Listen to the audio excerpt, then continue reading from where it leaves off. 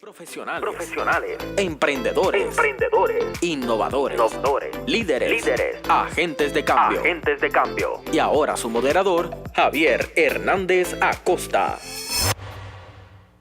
Bueno, muchos saludos a todos. Este es el primer programa de Hackers, un proyecto que hemos desarrollado para conversar con amigos, colegas y personas que de alguna manera están haciendo algún trabajo o algún elemento de cambio en los entornos en los que se desarrollan.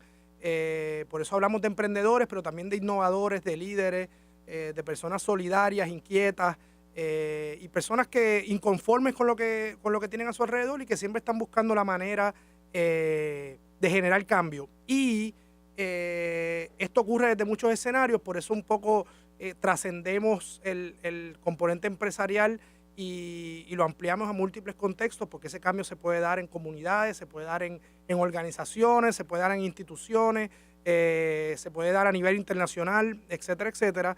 Así que vamos un poco a establecer las bases de lo que queremos hacer con este programa.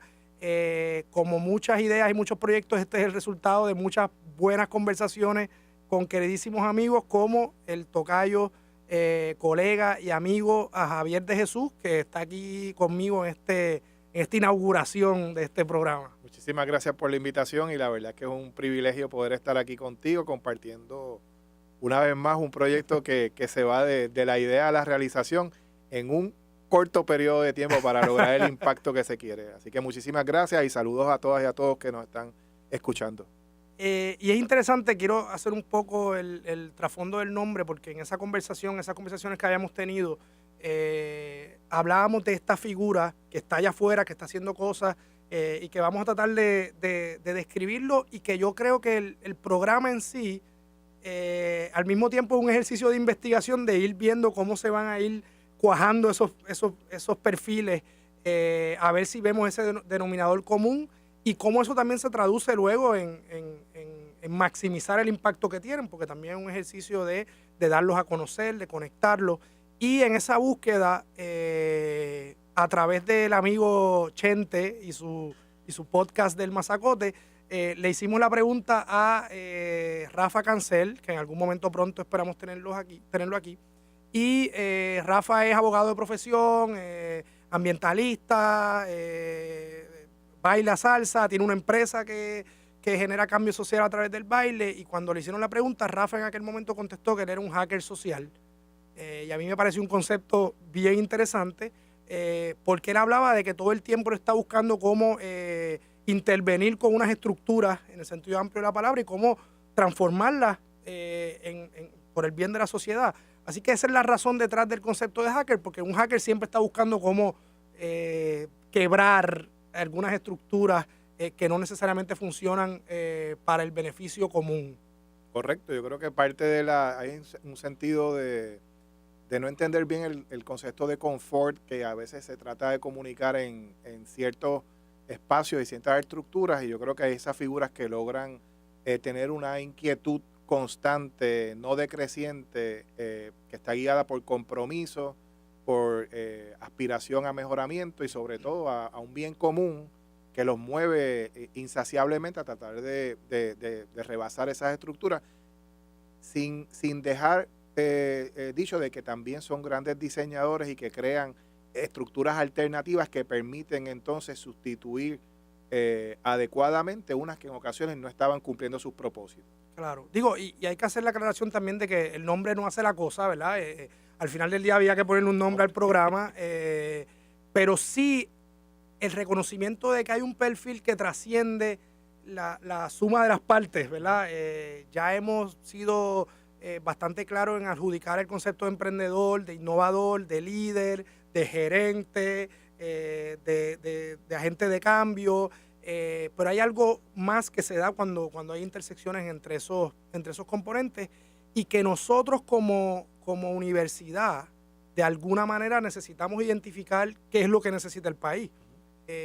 Y también hay una necesidad de trascender con las categorías profesionales, laborales, ocupacionales, ¿verdad? Que casi siempre es lo que rige los programas académicos, bueno, pues el contable, el gerente de marketing, el abogado, el ingeniero, pero detrás de eso hay un elemento de perfil que al final es el que va a delimitar cómo tú te desempeñas en cualquiera de esos escenarios profesionales. Sí, gran parte de esa estructura, pues entonces las universidades también son esos espacios dentro de esa definición de esos perfiles que en función de, digamos, del desempeño social que podamos estar teniendo, pues también necesitamos en ocasiones esos labels para poder estar legitimados, para poder desempeñarnos o no desempeñarnos en X o Y espacio, ¿verdad? Wow. Uno puede tener unas destrezas extraordinarias de defender, pero si no eres abogado, en un tribunal desafortunadamente no te van. Pero es el espacio del tribunal, el único espacio donde puedes defender causas, donde puedes gestionar justicia, pues no necesariamente. Yo creo que entonces ahí es que de repente empieza a verse el universo social como un universo social donde los espacios no necesariamente, o las estructuras no necesariamente definen los espacios de realización y de creación trascienden en ocasiones esas estructuras, y yo creo que estas figuras de las que estamos hablando tienen una lectura social un poco más profunda y compleja y logran identificar en ocasiones el cómo meterse en el tribunal sin estar en la sala, cómo lograr estar en el espacio de salud sin ser un médico e influir sobre lo que son las condiciones de salud, de lo que se debería hacer. Yo creo que empieza a haber esa vamos a decir, esa definición de tener miradas y unas interpretaciones completamente distintas, y entonces una habilidad para meterse en esos espacios. Claro. Y operar. Y hay un tema de también mirar el plano amplio, o sea, salirnos de la mirada microscópica, hiperespecializada, que muchas veces es el resultado no solamente del mercado laboral, sino también de las mismas instituciones académicas. Y yo creo que es un poco también regresar a un perfil que teníamos, ¿verdad? En el Renacimiento, el tema de la polimatía, que estaba bastante presente. Así que yo creo que va a ser una oportunidad interesante de ir poco a poco explorando qué es lo que hay allá afuera. Nosotros los conocemos, nosotros hemos estado, muchos de nosotros hemos estado vinculados a estas personas. Uh-huh. No le habíamos puesto nombre ni era el interés principal, pero yo creo que tenemos mucho aprendizaje que desarrollar a partir de esto, y yo quisiera que cuando regresemos de esta breve pausa hablemos un poco de tu propia formación y cómo eso también influye en lo que haces como agente de innovación. Súper, con gusto. Vamos. En breve regresamos con Hackers, emprendimiento, innovación, marcando la diferencia.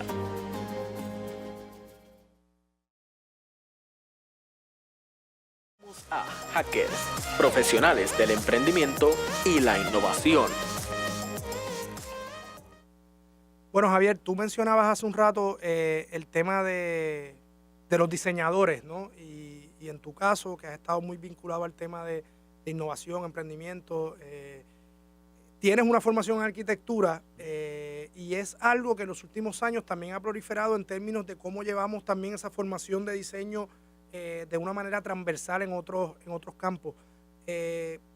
Háblanos un poquito de cómo esa experiencia, esa formación académica ha sido clave en el desarrollo de tus metodologías y de tus formas de trabajo. Interesante que me hagas un poco pensar en eso. Yo creo que el tema fundamental es que los estudios de bachillerato que se dan donde yo estoy primero en la Universidad de Puerto Rico, en la Escuela de Arquitectura, el bachillerato no es en arquitectura, es en diseño ambiental.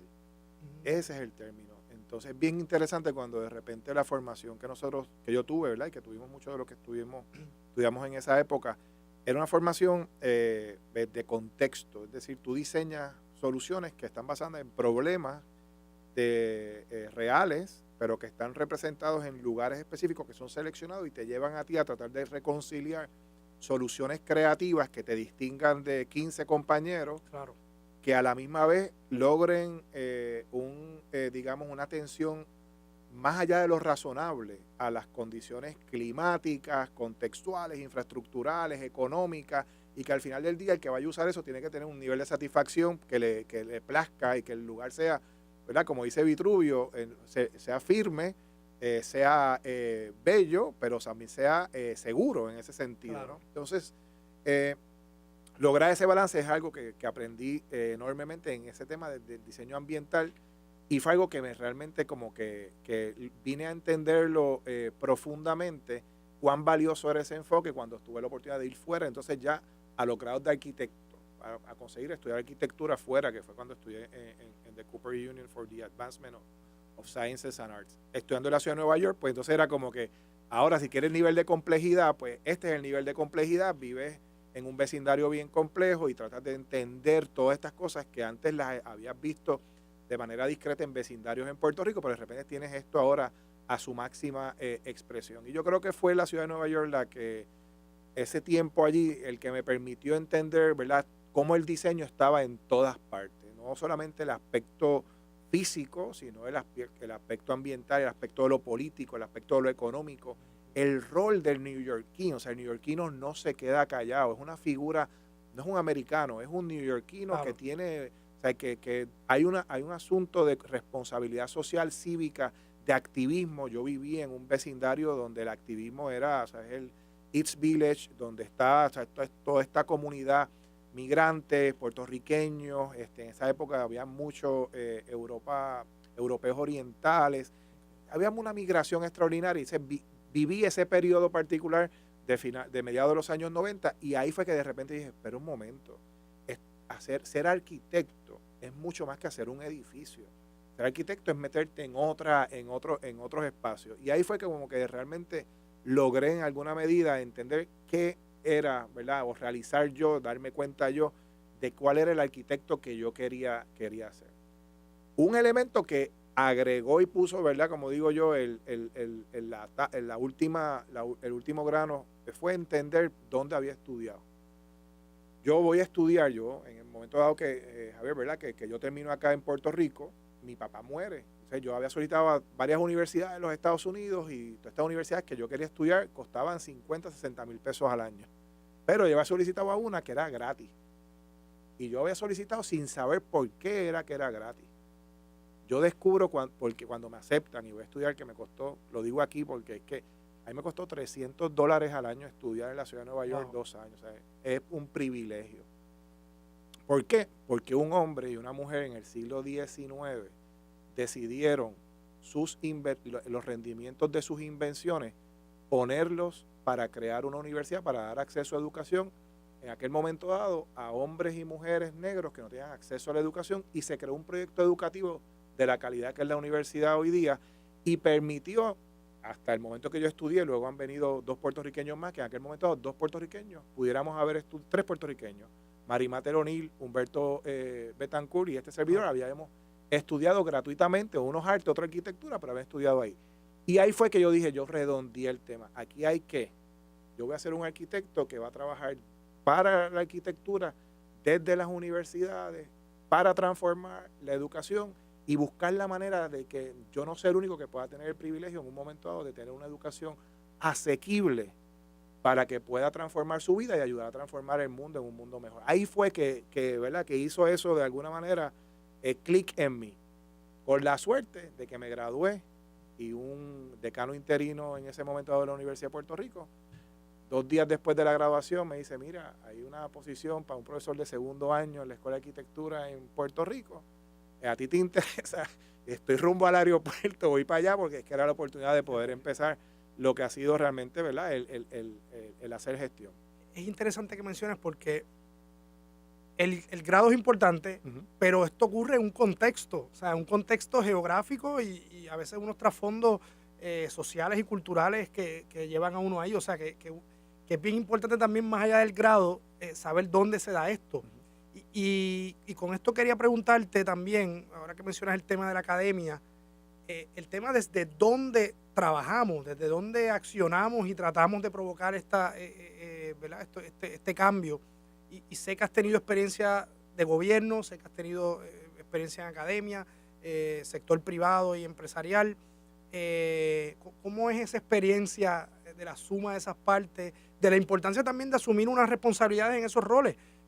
Algunos pensamos que la empresa privada, descartamos al gobierno como espacio de acción, pero el gobierno está ahí y sigue tomando decisiones y no va a dejar de tomarlas, ¿verdad? Así que también en algún momento uno dice, bueno, ¿Qué rol tengo yo en ese proceso de toma de decisiones? ¿Qué nos puedes comentar de esa experiencia de...? Pues yo creo que yo he tenido realmente los pasados 20 años ha sido un espacio de unas oportunidades extraordinarias de estar en espacios para completar un poco destrezas y aprendizajes y madurar aspectos que aunque estaban yo creo que inicialmente presentes en mi formación, no estaban del todo desarrollados. Yo creo que el espacio de trabajar en la academia desde el saque, donde todo el mundo decía, pero tú te acabas de graduar, ¿qué experiencia tú tienes? ¿Cómo es que tú vienes aquí y de repente nosotros llevamos aquí esperando un montón de tiempo para llegar a dar clase y tú llegas aquí? Yo estudio en una universidad, tengo esta experiencia y quiero venir a contribuir. Yo llegué un poco como medio revoltoso que venía a tratar de dar aspectos metodológicos que los estudiantes no estaban pudiendo de alguna manera venir. Déjame decirte una cosa, un dato que yo quiero resaltar. Yo fui líder estudiantil, fui senador estudiantil en la universidad, así que yo también vengo con este asunto de que hay que, yo llevo el mensaje, he representado aquí unos grupos que quieren unas transformaciones, así que yo también cargo una responsabilidad en eso y me siento muy orgulloso. Así que cuando llego a la universidad también, tengo compañeros que ya reconocían a uno como un líder estudiantil, así que yo también estaba del otro lado del profesorado ahora, pero no podía claudicar a las causas que se habían apuntado, que llevamos en aquel momento dado con un bachillerato de los años 60, que se había transformado muy poco y se había dividido y había unas cosas que había que completar, ¿no? Entonces, pues también tenía esa necesidad de trabajar desde la academia y lo hice, trabajé desde ahí, se hicieron transformaciones.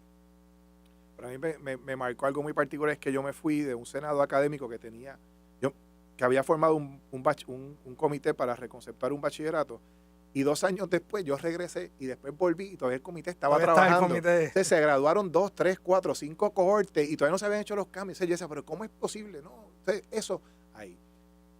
Evolucionar dentro de la estructura universitaria en corto tiempo también me dio una aceleración de aprendizaje administrativo, gerencial, de departamento, de decanato y de sistema. Yo tuve una oportunidad de pasar por la Universidad de Puerto Rico y ver sistémicamente la cosa desde la unidad de una escuela profesional hasta la complejidad del sistema. Y de ahí pasar al nivel de gobierno a ver los temas sustantivos de los que me había ido preparando, verlos a nivel sistémico de Puerto Rico en unos momentos donde había por primera vez un quiebre dramático en términos económicos políticos, en una administración con un gobierno compartido, con un cierre de gobierno, con una serie de complejidades extraordinarias y de choques extraordinarios, y tratar Javier, de conciliar en el punto donde yo estaba en ese momento dado, las posiciones, los puntos de vista, podía ser, para mí era de un nivel de manejo de complejidad para poder al final del día hacer una recomendación sobre una legislación, sobre un proyecto de ley que estaba en curso, con una orden ejecutiva, con algún tipo de nivel de decisión, que sintetizarlo en un memo de 2 páginas para poder tomar decisión implica escuchar, tratar de entender y desprenderte de tu punto de vista para poder tratar de comprender los puntos de vista de una complejidad que luego va a recibir una noticia para ver cómo de repente se da. Vamos a hacer una breve pausa ahí para entonces retomar ese tema y pensarlo entonces a futuro. Super. En breve regresamos con Hackers, emprendimiento, innovación, marcando la diferencia. Regresamos a Hackers, profesionales del emprendimiento y la innovación. Bueno, Javier, hablábamos un poco del tema también de la gestión, desarrollo, implantación de política pública, pero también ahora que estamos desde un contexto académico, que al final es un contexto mucho más amplio de lo que a veces lo definimos, ¿verdad? Porque ese espacio nos permite también accionar desde muchos entornos. ¿Cómo ves el rol de las universidades en el tema de desarrollo? Yo creo que la universidad como institución más que nunca está en un momento de demostrar su capacidad. Yo creo que se especula mucho. Yo a veces sufro mucho el comentario a veces ignorante de sectores que desde afuera hablan de la academia, de la universidad y lo académico y aquello, y de momento no entienden realmente el rol y la responsabilidad de la educación como tal y del espacio que la universidad ha ocupado previo a la existencia de lo escolar. O sea, lo escolar viene Claro. con posterioridad, siglos después del espacio que ha ocupado la institución universidad. Yo creo que hay una oportunidad extraordinaria de demostrar. Estos son tiempos donde el país necesita demostrar. Y demostrar implica una capacidad de identificación de oportunidad y de ejecución en un tiempo donde no es que lo hice, no, es que lo hiciste dentro del tiempo que se necesita poder ejecutar eso. Entonces yo creo que la universidad como institución tiene que ¿verdad?, llegar a tener esa capacidad de ejecución que va más allá en este momento dado de sus muros, va más allá de sus límites físicos y de sus límites mentales propios y de lo que la sociedad ha concebido de ella o que ha esperado de ella en un momento dado, para que la sociedad se sorprenda, sobre todo se sorprenda al momento que vea a la universidad asumir con gran responsabilidad un espacio desocupado por instituciones en Puerto Rico. Entonces, el ser capaz de repente ocupar ese campo desocupado es lo que de repente va a validar a la sociedad en este momento dado. Esa es la universidad que uno necesita, esa es la institución universidad que uno necesita. Déjame aprovechar ese comentario para tratar de extrapolar una experiencia que has tenido aquí en la universidad. Y una ha sido el tema de la responsabilidad con el entorno, que sí es parte del rol de las universidades, pero es parte del rol de cualquier entidad empresarial, organizacional, de cualquier institución. Tiene que tener esa responsabilidad con su entorno inmediato.